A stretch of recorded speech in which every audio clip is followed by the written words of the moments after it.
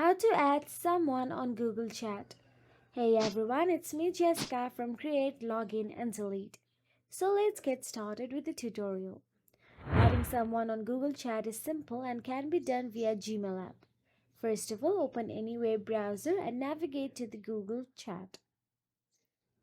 Now, once you open the Google Chat or simply sign in with your Google Chat account,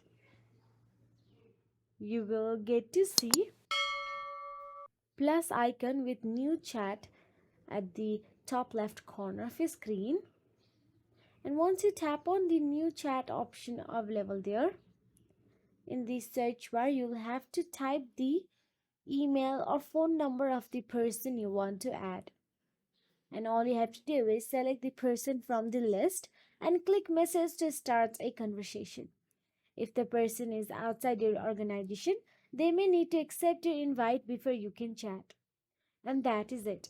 If you found this video helpful, please like, share and subscribe our channel, and thank you so much for watching.